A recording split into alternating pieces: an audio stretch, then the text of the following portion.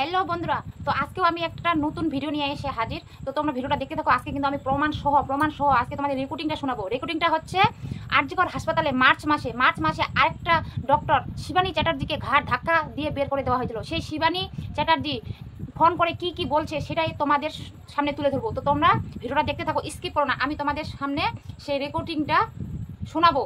ওই রেকর্ডিংটা কিন্তু পুরো ভাইরাল হয়ে গেছে। ওকে ঘাট ধাক্কা দিয়ে বের করানো হয়েছিল বাড়ি থেকে, হসপিটাল থেকে, আরজিকর হাসপাতাল থেকে ওকে ঘাট ধাক্কা দিয়ে বের করে দেওয়া হয়েছিল। তো কারণটা কি একবার শুনে নাও তোমরা। আমি শিবানী বলছি মেডিকেল কলেজে। কেমন আছেন অরুণাচন্দা? সেদিনকে কথা হলো না, চলছে না, সেদিনকে তো কথা হলো না এই কনভেনশনের দিন। তো বলছি আমারও কিন্তু অনেক কিছু বলার ছিল এই ব্যাপারে। মানে সেদিনকে আমি ডায়াসে উঠেনি, কিন্তু আরজি করে দুদিন আমি স্পিচ রেখেছি। মানে আমি কিন্তু প্রথম এই প্রতিবাদটা শুরু করেছিলাম 2024-এর মার্চ মাসে। ডিএইচএস ডক্টর সিদ্ধার্থ নিয়োগীর ঘরে উনি আমাকে ঘাড় ধাক্কা দিয়ে বার করে দিয়েছিলেন। তাই নাকি? হ্যাঁ, এটা সবাই জানে। আমি এখন অ্যাট প্রেজেন্ট রামপুরহাট মেডিকেল কলেজে আছি। আমার বয়স 63 বছর 6 মাস। আমার অ্যাকচুয়ালি চাকরি আছে 2025-এর পুরোটা। 26-এর মার্চে আমি মানে যদি রিটায়ার, মানে এই এই এই এই অসভ্য গভর্নমেন্টের হাত থেকে যদি মুক্তি পাই, যদি না 67 করে, হ্যাঁ যদি মুক্তি পাই, তো ন্যাচারালি আমি কিন্তু ট্রোলড বা দেখুন গণধর্ষণের শিকার হইনি, কিন্তু সবসময় ধর্ষণ করা মানে ফিজিক্যালি নয়, মানসিক। হ্যাঁ, মানসিক ধর্ষণের শিকার কিন্তু আমি রামপুরহাটেও হচ্ছি, বিকজ আমি ভীষণ প্রতিবাদী। মানে আপনারা আমাকে কলেজ লাইফে যেটুকু দেখেছেন, তারপরে তো অনেকদিন আমরা ছাড়া, মানে একসঙ্গে we are in the same boat but not always. মানে আমরা তো কাজের সূত্রে ওর কাছ থেকে সরে গেছি, দূরে চলে গেছি, কিন্তু হয়তো মানসিকতাটা আমাদের একই আছে। আমরা we are in the same boat এখনো। হাতটা ছাড়া হয়ে গেলেও, মানে হাত ছাড়া হয়ে গেছি কারণ হাতটা ধরতে পারছি না আর কি। তো যাই হোক, মানসিক ভাবে আমরা তো এই সলিডারিটির থেকেই বলি যে আমি কিন্তু 2024-এর 5th মার্চ যখন আমাকে সব ডিস্ট্রিক্ট কভার করা, ফর ইউর কাইন্ড ইনফরমেশন। আপনিও বারাসাতে অনেক ট্রোলড হয়েছেন। সেই সময় আমি এখানে ছিলাম না, বাঁকুড়া মেডিকেল কলেজে ছিলাম। আরে এরকম ওইসব নিয়ম নীতি মানবেন না আপনি, এদের কাছে আশা করবেন না, আশা করবেনই না। না করি না তো, কিন্তু জিনিসটা হচ্ছে এর এগেনস্টে আমি যখন ওই 5th মার্চের অর্ডারে, আমি তো অ্যানেস্থেসিওলজি ডিপার্টমেন্টে চিরদিন কাজ করেছি, তো আমাকে ওই 52 জনের এসএনসির একটা অর্ডার বেরো, তার মধ্যে আমার নামটা। আমি যখন নর্থ সুবারবানে কলকাতায় বিদ্যাসাগরে ছিলাম, এমআর বাঙ্গুরে ছিলাম, আমার 10 10th পোস্টিং আমার 36 বছরের চাকরি জীবনে। সামনে 25টা হলে আমার 38 বছর কমপ্লিট হবে। আর 26-এর মার্চে যদি যেতে পারি, তার আগে হয়তো মরেই যাব, যা মানসিক যন্ত্রণার শিকার। তো যাই হোক, এইটা হচ্ছে ব্যাপার যেটা বলতে চাইছিলাম, যে আমি ওই অর্ডারটা যেদিনকে পাই, 5th মার্চ অর্ডারটা বেরোয় একদম থেকে। তো আমার হাতে পাওয়ার পর আমি সেদিনই দেখা করতে গিয়েছিলাম। তো সেদিন ওই আশা কর্মী, আই থিঙ্ক আমি আপনাকে বিরক্ত করছি না তো? একটু বিরক্ত না, একটু নামা। আচ্ছা আচ্ছা, ঠিক আছে। আমি আপনার সঙ্গে দেখা করব। এখন আজকে কলকাতায় আছি, কালকেই এসেছি রামপুরহাট থেকে। তো যাই হোক, অপ্রাসঙ্গিক এই প্রসঙ্গ এখন অনেক বড়। No one killed Jessica. একদম, আমার মেয়েটাকে কেউ মারেনি, কাজেও মরেও নি। না অ্যাকচুয়ালি তাই, ও মরতে পারে না। আমরা যতক্ষণ আছি, আমাদের মানসিকতা আছে। মানে আমরা প্রত্যেক দিন না পারি, জল চলে আসে জানেন। হ্যাঁ, না পারি ঘুমোতে মানসিক ভাবে প্রচন্ড বিধ্বস্ত, মানে যেটা বলা যায় না আর কি। তো আমি যেটা বলতে শুরু করেছিলাম, তো যাই হোক, যেটা তখন আমি ওনাকে কি বললাম, স্যার আমি এসএনসিতে কোনোদিন কাজ করিনি, আর আমার ডান চোখটা নেই। তো বললো ডান চোখ নেই মানে? আমার রাইট রেটিনাল ডিট্যাচমেন্ট 90%, এই 2023-এর ডিসেম্বরে ডিটেক্টেড হয়, অপারেশনও হয়। তারপরে আমি ডান চোখে দেখতে পাই না, আমার কোনো ভিশন নেই। সেটা আমি বলছি না, মানে আমার যিনি রেটিনাল স্পেশালিস্ট, যিনি অপারেশন করেছেন, তাদের কাগজপত্র 5th চেকআপ 6th চেকআপ হয়ে গেছে। আমার ভিশন কিছু বাড়েও নি, আর ওনারা বলেছেন আর বাড়বে না, কারণ ওই সেলস গুলো ডিজেনারেট করে গেছে। তো যাই হোক, তো উনি এটা বলার পর যে আমি ওইটুকু নিওনেটসদের নিয়ে কাজ করবো, প্রথমত আমার কোনো এক্সপোজার নেই, এসএনসিউতে কোনদিন কাজ করিনি, এটা 52 জনের এসএনসিউর এমোদের পড়েছে, যদিও আমি এমোদের ক্যাটাগরিতেই পড়ি, কিন্তু এসএনসিউর এমো আমি কোনোদিনই ছিলাম না।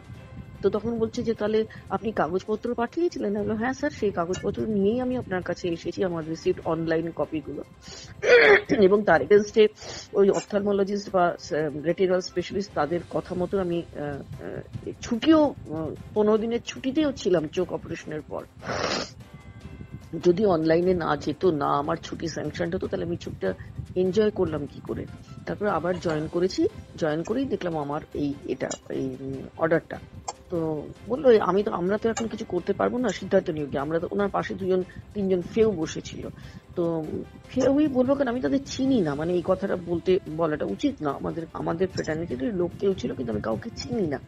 4-5 জন ছিলেন, তার মধ্যে একজন ভদ্রমহিলাও ছিলেন, তিনি কোথাওকার প্রফেসর, কারণ কথা হচ্ছিল ওদের মধ্যে। তখন আমি তখন ওখানে বসে ডিএইচএস এর ঘরে, তো তখন উনি বললেন আমরা তো এটা কিছু করতে পারবো না, অর্ডার হয়ে গেছে, মানে আপনাকে জয়েন করতে হবে। তো তারপরে তিনি সকাল ওটা করে আমি চলে এলাম, তখন সন্ধ্যে 7:30, কারণ সেদিকে আশা কর্মীদের লাস্ট প্রোটেস্ট র্যালি, ওদের ওই মাইনে বাড়ানোর, ওরা প্রায় 6 মাস ধরে করছিল। ওদিনকে এমএলএ এমপিদের আমি অনেককে ঢুকতে দেখেছি, তাদের অনেককে আমি তৃণমূলের এমএলএ এমপিদের মানে চেহারাই চিনি।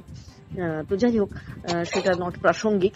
তো তারপরে আমি বললাম ঠিক আছে স্যার, আমার তো কিছু করার নেই। বললো আপনি জয়েন করুন গিয়ে, তারপর আপনার চোখের কাগজপত্রের জন্য আজকে আমার দেখার সময় নেই, কারণ এখন 7:30 বাজে, বাইরে আর এখনো অনেক লোক। আনলো হ্যাঁ স্যার, বাইরে প্রচুর আমার বিদ্যাসাগরেরই লোকরা বসে আছে, আমি এখন বিদ্যাসাগরে নেই, আমি নর্থ সুবারবানে ছিলাম। আমাকে ডিটেলমেন্টে পাঠানো হয়েছিল রাতারাতি। কেন যে আমাকে বিদ্যাসাগর থেকে পাঠানো হলো, যে আমরা যখন ডিউটি আওয়ার্সে ছিলাম, একদিন ইমার্জেন্সিতে ডিউটি করছি, আমি আর আমার কলিগ ডক্টর সোমনাথ ভট্টাচার্য, ও পেডিয়াট্রিক্স এর লোক, আর আমি জাস্ট এমও অ্যানেস্থেসিওলজি। তো তখন আমাদের এখানে একটি রাত্রি ওই 2টো থেকে রাত্রি 8:30 ডিউটি, ঠিক 8টা এরকম সময় কি 8টার একটু আগে, তখন কোভিড এর পিরিয়ড 2021-এ।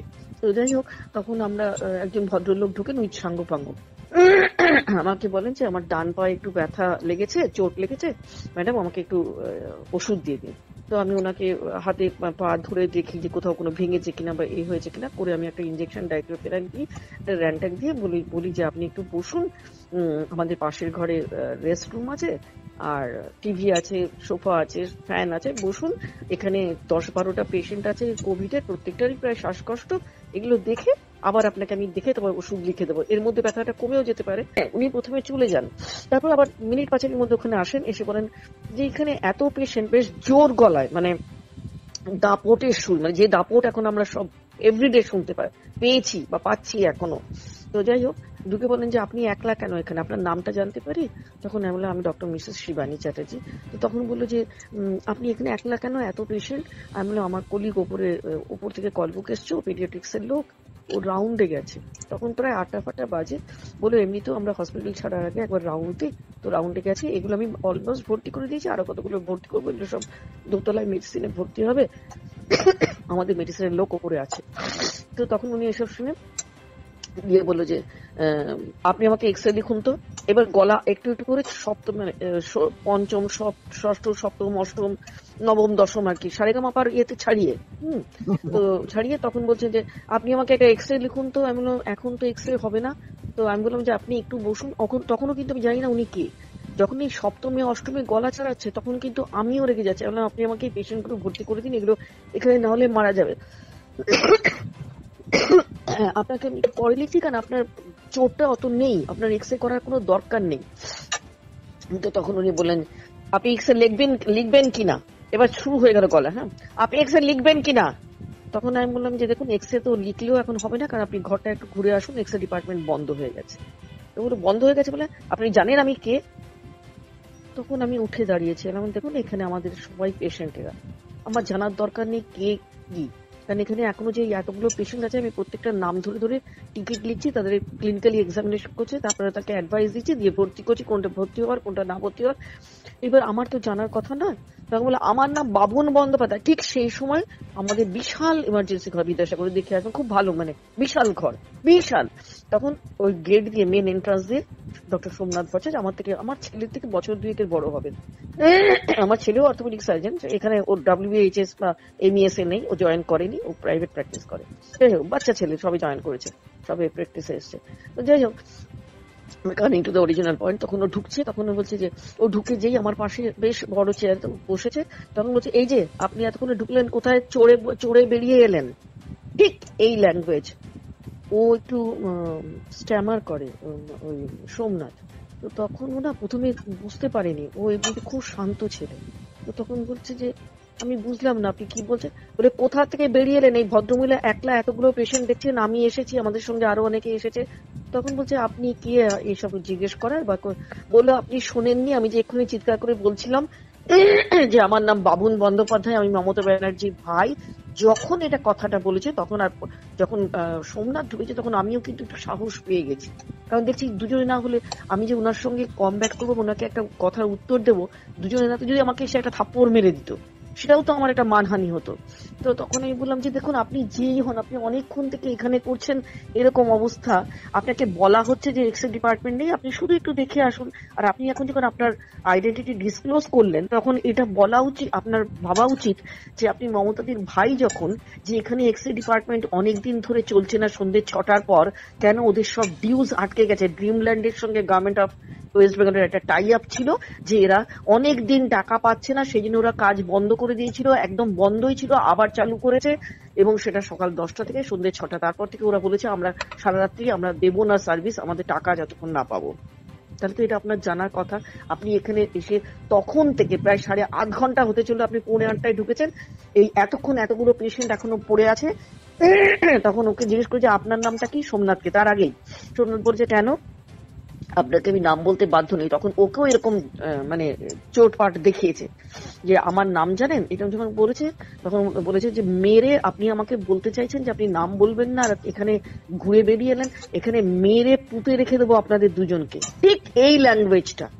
তখন সোমনাথ তেড়ে গেছে, ও বসতে গেছিল চেয়ারে, তখন এটা শুনে ও না বসে তেড়ে গেছে, বললো তার মানে আপনি অন ডিউটি ডাক্তারদের উপর এটা করছেন, আপনি জানেন কত করছেন, আর আপনি আমাদের কৈফিয়ত চাইছেন কেন, আপনি যত বড় নেতাই হন।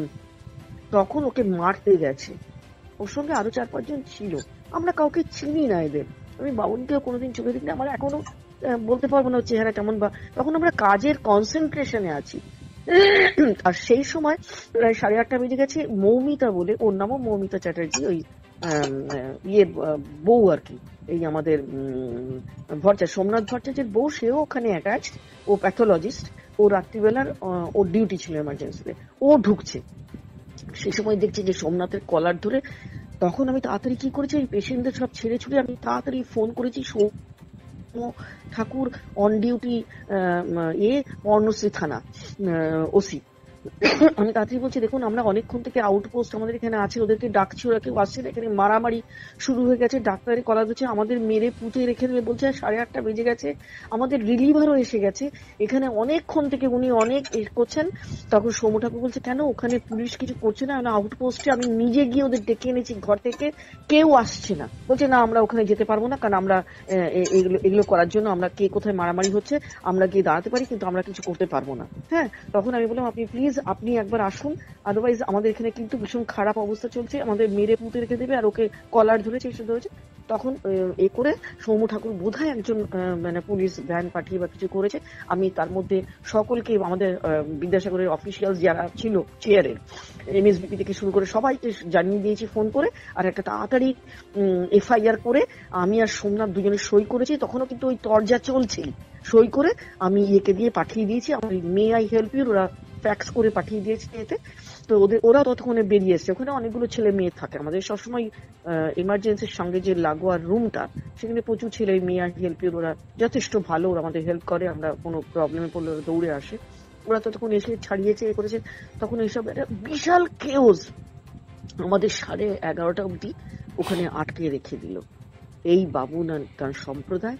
তারপরে তিনি ফোন করে, এটা ছিল একটা বুধবার 2টো থেকে রাত্রি 8:30 ইভিনিং ডিউটি, তারপরের দিন বৃহস্পতিবার আমার অফ থাকে, আর শুক্রবার দিন আমার ওপিডি থাকতো বিদ্যাসাগরে। আমাকে বৃহস্পতিবার দিন এটা নিয়ে মানে সব জানাজানি হলো। বিদ্যাসাগরের পাশেই তৃণমূল কংগ্রেসের পার্থ চ্যাটার্জি, যিনি এখন জেলে। তো যাই হোক, ওনারা সব চলে এলেন। হ্যাঁ, এসে তারপরের দিন একটা বিশাল সুপারকে ডাকা হয়েছে, কারণ সুপারকে তো আমি অলরেডি জানিয়ে দিয়েছি সব, এরাও জানিয়েছে হসপিটালের সব স্টাফেরা, যে স্যার এখানে যদি আপনি তো উনি জাস্ট 6টার সময়ই গেছেন অফিস থেকে বাড়ি। উনি চাকদার লোক, এখন অন্য জায়গায় ট্রান্সফার হয়ে গেছেন, তো চাকদাতে বাড়ি থেকে ওনাকে যাতায়াত করতেন। তখন উনি তারপরের দিন সকালবেলা ভোরবেলা এসে এগুলো দেখে, তারপরে বোধহয় পার্থ চ্যাটার্জি এসছে, তৃণমূলের সব এসছে, স্বাস্থ্য ভবনে খবর গেছে। পার্থ চ্যাটার্জি মানে জানেন তো সব তৃণমূলের। তারপরের দিন বৃহস্পতিবার আমাকে তখন এই সন্ধ্যে 6টা স্বাস্থ্য ভবন থেকে ফোন করছে ডক্টর পি বড়াই। আমার ট্রু কলারে ফোনটা এসছে স্বাস্থ্য ভবন থেকে, দেখাচ্ছে ট্রু কলারে ডক্টর পি বড়াই। তো বলছে আপনি বারুই না বড়াই কিছু একটা ছিল। আমি চিনি। হ্যাঁ হ্যাঁ, কালিম্পং এর সিএমও পেয়েছে। হ্যাঁ, কে করেছে?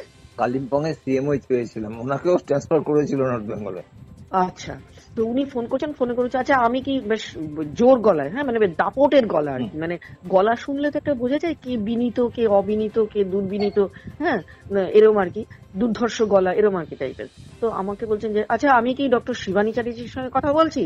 তখন আমি বলছি হ্যাঁ স্যার বলছেন, গুড আফটারনুন। তখন বলছে যে আপনি কালকে থেকে আর, একদম এই কথা, আপনি কালকে থেকে আর বিদ্যাসাগর যাবেন না। তখন আমি বললাম যে আপনি কে বলছেন স্যার? নামটা আসছে পি বড়াই, কিন্তু পুরো নামটা তো লেখা নেই। আমি বললাম স্যার কেন, আমি কি আপনার নামটা জানতে পারি? তখন আমি বলছি যে স্যার আমি তো আপনাকে চিনি না, আর আমার কাছে তো কোনো অর্ডার নেই, মানে বিদ্যাসাগরে কেন যাবো না, আমার তো কালকে ডিউটি আছে। বললো বললাম তো, আমি যেই হই আপনার জানবার দরকার নেই, আমি যেই হই না কেন আপনার, একদম এই টোনে, যেই হই না কেন আপনার জানবার দরকার নেই, কোনো অর্ডার ফর্ডারের দরকার নেই। আপনি শুক্রবার গিয়ে বিদ্যাসাগরে যাবেন না, আপনি নর্থ সুবারবানে জয়েন করবেন। অর্ডার ফর্ডার সব ওসব আমরা বুঝবো, আমরা পাঠিয়ে দেবো। তো তখন উনি ফোনটা কেটে দিলেন, আমাকে কিছু বলবার সুযোগই দিলেন না। তো যাই হোক, আমি এফআইআরটা করেছিলাম। তো যাই হোক, আমার সইও ছিল, সোমনাথ ভট্টাচার্যের সইও ছিল, সবই ছিল, সেটা জমাও করেছিল পর্ণশ্রী থানার সৌম্য ঠাকুর। আমার এখন সব মনে আছে, ওনার নাম্বারও এখন আমার ফোনে আছে, সৌম্য ঠাকুরের। তো যাই হোক, ওসব পাস্ট টেন্স। 2021-এর আমাকে ওই এবার দিন, ওই বুধবার বৃহস্পতি শুক্রবার গিয়ে আমি ওখানে গেলাম, জয়েন করলাম। গিয়ে তার আগে সুপারকে ফোন করলাম যে আমার কাছে কোনো অর্ডার নেই। বলো আপনি যান, আমি অর্ডার পাঠাই। মানে এরা সব হাত ধুয়ে ফেলেছে, ততক্ষণ ডিসকাশন হয়েছে, হাত ফাত ধুয়ে আমাকে লাথি মেরে ওখান থেকে বার করে দিল। গিয়ে জয়েন করলাম। তারপর ওখানে অনেক থ্রেট কল পেয়েছি, দিনের পর দিন, আউটডোরে দিনের পর দিন। তো যাই হোক, তারপরে আবার ওখান থেকে তার এগেনস্টে প্রতিবাদ করতে গিয়ে আমি যখন একটা লিখলাম যে I am not feeling secured, হ্যাঁ, to render my good services over here because every alternate day I am getting threatened by the local hooligans। এবং তারা এসে কাশীপুর থানায় মিস্টার ভঞ্জ, হ্যাঁ ওর নাম হচ্ছে, ওনার নাম্বারটাও এখানে আছে, কাশীপুর থানার ওসি, তাকে একটা চিঠি করলাম, কোনো উত্তর পেলাম না। তারপর ওনার সঙ্গে গিয়ে দেখা করলাম, কুরিয়ারে চিঠি দিলাম যাতে আমার কাছে একটা ডকুমেন্টস থাকে, আছে এখনো আছে ডকুমেন্টস গুলো। ওনার কাছে গিয়ে দেখা করলাম যে স্যার আপনি এই জন্য আপনার কাছে আমি নর্থ সুবারবান থেকে এসেছি, এই বলো হ্যাঁ আপনার চিঠি পেয়েছি, আমরা পড়বার টাইম পাইনি, তবে চিঠিটা আমরা পেয়েছি, সেরকম খামে বন্ধই রয়েছে দেখলাম।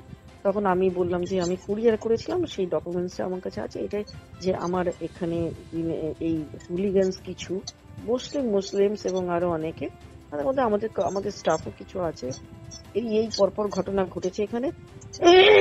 আমি সেই কারণে আপনাদের কাছে এসেছি যে আমার যদি কোনো লোকাল, বললো ওইসব কিছু করতে পারবো না, আমাদের হাত পা বাঁধা, কিছু করতে পারবো না, আপনি আসুন। আমাকে বললো চা খাবেন, আমি চা খেতে এখানে আসিনি মিস্টার ভঞ্জ, আমি এই কারণে এসেছিলাম। দেখলাম একেবারে টোটাল টাইট লিপড, একটা কোনো কথা বললো না। আমি ওখান থেকে জাস্ট হয়ে বেরিয়ে চলে এলাম। তারপরেই আমি এই ট্রান্সফার অর্ডারটা পেলাম রামপুরহাট। ওখানে আমার খুব যে সেফ তা নয়, কি যাই হোক, আফটার অল এইগুলো সব জানিয়ে দিয়েছি, মানে রামপুরহাটে এখন সবাই জানে এগুলো। একটা আপনাকে অনুমতি চাইবো, মানে আরো অনুমতিটা এই জন্য যে আপনার তো রিটায়ারমেন্টের সামনে, হ্যাঁ, দে মে ক্রিয়েট প্রবলেম। আপনি একাধবার হলেও নাম বলে ফেলেছেন। তো যাই হোক, আমি কি এটা আপনার অনুমতি পেলে তবেই আমি জানাবো, কিন্তু কাউকে জানাতে পারি? একদম, আমি নিজেই তো জানিয়েছি অনেককে, আমি সংবাদ মাধ্যমেও গিয়েছিলাম, আমি এই এগেইনস্টে হাইকোর্টে গেছি, তিনি ইন্দ্রজিৎ সেন অ্যাডভোকেট, তার সঙ্গে ফার্স্ট অ্যাপিয়ারেন্সে 2,000 টাকা ওনার ফিজ। হ্যাঁ শুনুন, বলেছি যে আমি এরকম ভাবে এই হয়েছে, তো বলো আপনাকে যে যখন উনি বললেন, আপনি গিয়ে বললেন যে আমি এখানে সেকেন্ড দিন যখন কাগজপত্র নিয়ে গেলেন জয়েন করার পর, ও আচ্ছা এখানে একটু ডিলিংক হচ্ছে, 5 তারিখে এটা আপনার 5 মার্চ, 6 মার্চে আমাকে সকালবেলা ফোন করে নরসুবাবান এবং বিদ্যাসাগর সুপার এখন কিছু মন্ডল আর সিওমএইচ অফিস আমাদের এর কি বলো এটা এমআর বাঙ্গুর, এরা সবাই ফোন করতে শুরু করলো যে আপনাকে রিলিজ করে দেওয়া হয়েছে, আপনি এসে রিলিজ অর্ডার নিয়ে যান। এটা ছিল 6 তারিখ। 5 তারিখের ঘটনাটা বললাম যে অর্ডারটা পেলাম করে আমি রাতে 7:30 ডিএইচএস এর সঙ্গে দেখা করে উনি বললেন আপনি যান জয়েন করুন, আমরা কিছু করতে পারবো না, জয়েন করে কাগজ নিয়ে আসুন, কিন্তু ইলেকশনের আগে কিছু হবে না, আমরা আপনার কতটা কি আপনার কথা শুনতে পারবো বলতে পারি না। সেখানে আরো অনেকে ছিলেন, তো যাই হোক সেখানে আরো অনেক কথা হয়েছে, সেগুলো আর বললাম না, কনসাইজ করছি। তো যাই হোক আমি তখন এসে 6 তারিখে 3টে জায়গা থেকে রিলিজ অর্ডার নিয়ে 7 তারিখে আমি ফার্স্ট ট্রেনে বেরিয়ে গেলাম রামপুরহাট, গিয়ে ওখানে জয়েন করলাম। গিয়ে জয়েন করে তখন আমি বললাম ওখানকার যিনি এমএসভিপি ডক্টর পলাশ দাস, এখন উনি এমডি কমিউনিটি মেডিসিন, ওনার ব্যবহার ভালো খারাপ না, উনি আমার সঙ্গে সিম্প্যাথাইজ করেছেন এই ব্যাপারে যে ম্যাডাম এইটুকু আপনাকে বলতে পারি যে আপনি, আমি জয়েন করতে যাইনি, অ্যাকচুয়ালি ওনার সঙ্গে দেখা করতে গেছিলাম যে স্যার আমি এই মতো অবস্থায় কি করব। তো বললো দেখুন আমি আপনাকে এই চেয়ারে থেকে তো একটাই কথা বলবো, জয়েন করুন, আপনি তো নো হোয়ার, এখন আপনাকে তো রিলিজ করে দিয়েছে সব জায়গাতে, সুতরাং আপনার চাকরি কন্টিনিউ করতে গেলে, মাইনে পেতে গেলে আপনাকে তো একটা জয়েন করতেই হবে। এইটুকু বলতে পারি, আপনার কোনো ট্রেনিং নেই বা এ নেই, বা আপনি কোনদিন এসএসসিতে কাজ করেননি, সেটা আমরা আপনাকে যতটা পারবো সাহায্য করব, বা আপনাকে ট্রেনিং দেওয়ার যদি বন্দোবস্ত করা যায়, সো দ্যাট আপনি ইউ উইল ফিল ফ্রি। তাহলে ওখানে মাত্র 2জন এমো, একজনই ছিল বঙ্কিমমন্ডল, ওখানকার লোকাল ছেলে, আজ 7-8 বছর ধরে ওখানে কাজ করছে এসএনসিউতে, আর ওখানে প্র্যাকটিসও করে, র্যাম্প্যান্ট প্র্যাকটিস করে। আর কোনো এমো নেই, আমাকে পাঠালো 52 জনের যে এমোর লিস্ট, তার থেকে একটা লোকও কিন্তু যায়নি, তারা কিন্তু সব এসএনসিউর লোক। ওখানে ওটা রামপুরহাট মেডিকেল কলেজ ডিস্ট্রিক্ট হাসপাতাল ছিল, ও এখন মেডিকেল কলেজ একটা 2টো ব্যাচ বেরিয়েছে, সুতরাং ওরা এখন মেডিকেল কলেজের ক্রাইটেরিয়ায় পড়ে। তাহলে ওখানে এমও, মুর্শিদাবাদ আপনি খোঁজ করে নিন, মুর্শিদাবাদে শান্তনু চ্যাটার্জি আছে এসএনসির এমও, ওখানে 9 জন আছে। মাঝখানে একটা হয়েছিল, ওই স্টেট ওয়াইজ একটা কনফারেন্স হয়েছিল পেডিয়াট্রিক্স এর, মানে এসএনসির লোকদের নিয়ে। সেখানে আমার এইচওডি ডক্টর অনিশ চ্যাটার্জি আমাকে বলেন ম্যাডাম আপনি তো কলকাতায় থাকেন, আপনার বাড়ির কাছে হবে স্ট্যাটল, আপনি ওটা অ্যাটেন্ড করুন, ওখানে আপনি পম্পাকে পাবেন, পম্পা চক্রবর্তী, বিধান শাহ, এরা সব প্রফেসর পেডিয়াট্রিক্স, আর আপনার ট্রেনিং এর বন্দোবস্তটা করে দেবেন, ওখানে বলবেন মিটিং এ।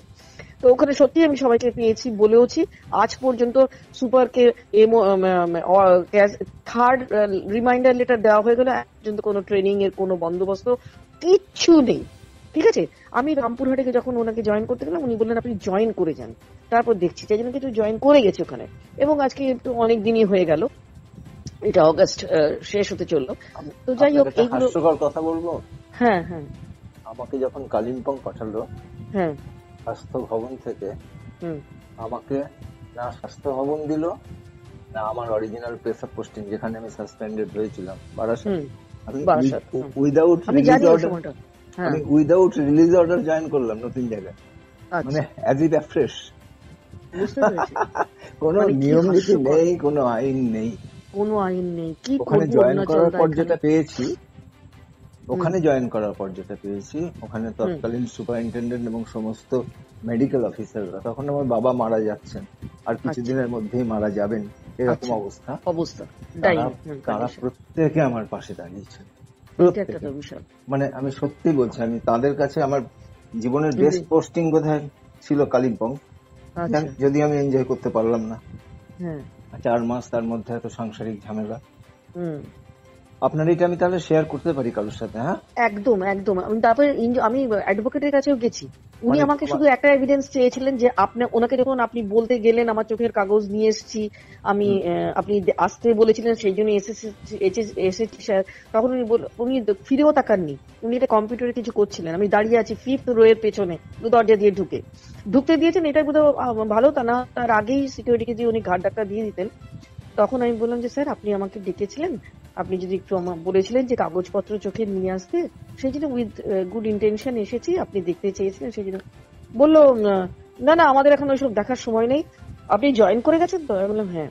তখনই বললাম যে স্যার আমি আপনার কাছে এই জন্যই একটা এসছি, আপনি প্রথমত আপনি আমার চোখের কাগজপত্র ডাক্তারের দেখতে চেয়েছিলেন, আর দ্বিতীয় আমি আপনার কাছে এটা জানতে এসেছি যে আমি কি ভিআর পেতে পারি বা চাকরি ছেড়ে যেতে পারি। আমি কাজ করতে পারছি না এই চোখ নিয়ে, আমার প্রথমত কাজটা জানি না, আর দ্বিতীয়ত আমার চোখ পারমিট করছে না। তখন উনি কম্পিউটার বা কিছু একটা করছিলেন, তখন উনি বললেন কাজ শিখে নিন, কাজ শিখে নিন, আমি আমার চাপরাশিদের কাছ থেকেও কাজ শিখি। আমি শুনে কিছু বলিনি। হ্যাঁ, এটা রামপুরহাটেই? না, এটা হচ্ছে ডিএইচএস সিদ্ধার্থ আচ্ছা, নিয়োগী। আচ্ছা, আচ্ছা, আচ্ছা। না, রামপুরহাট ভীষণ ভালো, আচ্ছা। ওরা আমাকে প্রচন্ড হেল্প করছে। হ্যাঁ, আচ্ছা। আমি যেটা coming to the original part, তখন উনি হ্যাঁ। বললেন যে চাকরি ছাড়বেন, আমি তো এক্সটেনশনে আছি আপনি জানেন। আমি না স্যার, আপনি এক্সটেনশনে আছেন সেটা আপনি 5th মার্চে, আপনার কাছে তো আমি দুদিনই এলাম, মানে 5th মার্চে এসেছিলাম আর আজকে এলাম, ওই জন্য আপনি কথায় প্রসঙ্গে বলেছিলেন। তো আপনার এক্সটেনশনের সঙ্গে থাকার সঙ্গে স্যার আমার চোখের অপারেশন রেটিনা নেই, এটার কোথাও কি কোনো যোগসূত্র আছে আমি তো জানি না। আর আপনি তো আমাদের Guardian. অফিসার, গার্জিয়ান, সেই সেই সাহস নিয়ে আপনার কাছে এসেছি আর কি। হ্যাঁ। তো তখন বলছি চাকরি ছাড়বেন মানে? সিকিউরিটি ডাকছেন, তখন একজন অলরেডি ভেতরে, আর বাইরে যে সিকিউরিটিকে তাকে ডাকছেন। তিনি শুনছেন কিন্তু আমাদের কথা। আরে সিসিটিভি নিশ্চয়ই ওনার ঘরে থাকবে। সিকিউরিটি আসুন তো, একে ঘাড় ধাক্কা দিয়ে বার করে দিন।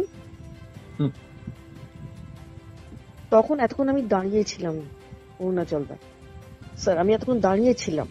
তখন আমি বললাম স্যার আমি অনেকক্ষণ দাঁড়িয়ে আপনার সঙ্গে কথা বলছি, আপনার কাছে জাস্ট একটা প্রসঙ্গ, এই প্রসঙ্গে এসেছি, আপনি ডেকেছিলেন প্রথমত, আর দ্বিতীয়ত আপনার কাছে এই পারমিশনটা নিলে আমি একটা চিঠি জমা দেবো এই জন্যই।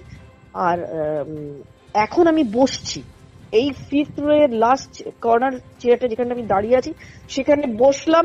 আপনার যদি ক্ষমতা থাকে আপনি কোন সিকিউরিটিকে ডাকুন, আমাকে ঘাড় ধাক্কা দিতে বলুন। আমি এই টোনে বলেছি অরুণাচলদা, আমি এই টোনে বলেছি। তখন ডিএইচএস, উনি তখন ডিএইচএস, এই কিছুদিন আগে চিংড়ি ভোজ টোজ খেয়ে উনি কর্মজীবন থেকে অবসর নিলেন। উনি ওখানেও এসেছিলেন, ওই স্ট্যাডেলে যেটা হয়েছিল আমাদের স্টেট কনফারেন্স, সেখানে উনি এসে অনেক বড় বড় লেকচার মেরেছেন। ওখানে আমার যারা কলিগ বা আমার কন্টেম্পোরারি তাদেরকে আমি গল্প ছলে কিন্তু বলেছি, এই ভদ্রলোক আমাকে ঘাড় ধাক্কা দিয়ে বার করে দিয়েছিলেন। ঘাড় ধাক্কা দিয়ে বার করে দেওয়ার মুখে বলা দুটোর মধ্যে কোথাও কোনো আমি তফাৎ খুঁজে পাই না। আর এরা কথায় কথায় মহিলার সম্মান হানি দেখে। আপনি আমাকে বলুন, ডাক্তার। তারপরে কিন্তু আমি এখনো রামপুরহাটেই আছি, কোথায় যাব?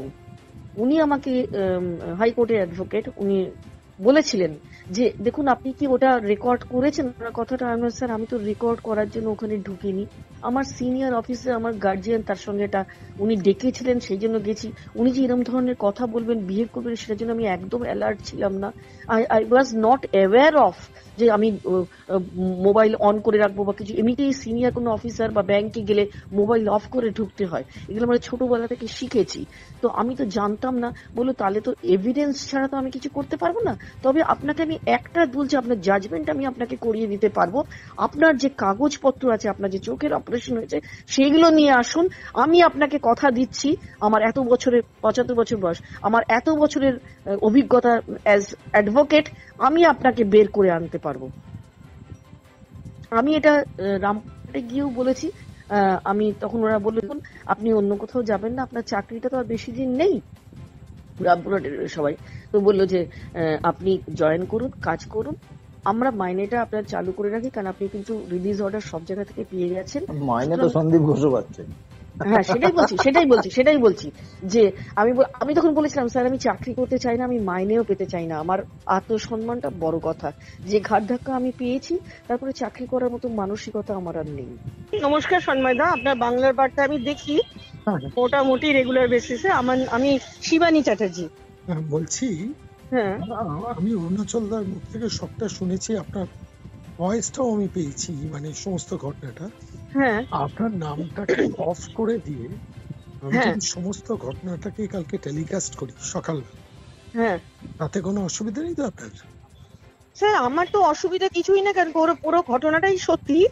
আমি এখনো চাকরিতে আছি, আমি এখন প্রেজেন্টলি রামপুরহাট মেডিকেল কলেজে আছি। তো আর আমার আছে এই 24-এর, এটা হচ্ছে August, September, October, November, December, 25-এর পুরোটা। দেখুন আপনার উপর যে অত্যাচার হয়েছে, এটা কিন্তু বাংলার মানুষের জানা দরকার। হ্যাঁ, সেটা আমি নিজে কিছু বলেছি মুখে মুখে, আমার কলিগদের বা আমার যারা আছে তারা অনেকেই জানে, তবে আমি নিজে চাই এটা সবাই জানুক। হ্যাঁ, আমি তার জন্য আমার কোনো মানে এমনিতে আমি একটা সাইকোসিসে সবসময় ভুগছি, বিকজ আমি থাকি হচ্ছে রুবির কাছে, রুবি জেনারেলের কাছে। আমাকে অনেকটা ট্রেন জার্নি করে যেতে হয়। আমার সব থেকে বড় যেটা দুঃখের কারণ সেটা হচ্ছে আমার রাইট আইটা প্রায় নেই বললেই চলে, 30% ভিশন অনলি, বিকজ আমার 90% রেটিনাল ডিট্যাচমেন্ট হয়ে গেছে। এটাতে 2023-এ 28 ডিসেম্বর আমার অপারেশন হয়ে গেছে। তারপর আমাকে ইন্টেনশনালি এবং যে ডিপার্টমেন্টে পাঠানো হয়েছে আমি সেখানে কোনোদিন কাজ করিনি আমার এই 36 বছরের চাকরির জীবনে। আমি তাহলে এই বক্তব্যটাকে আমি আপনার শোনাচ্ছি। আমার কালকে সকালে একটা মানুষ জানুক। হ্যাঁ, নিশ্চয়ই আপনার কনসেন্টটা নেওয়ার জন্য আমি ফোনটা করলাম। Thank you sir. ঠিক আছে, কোনো অসুবিধা নেই, থ্যাংক ইউ।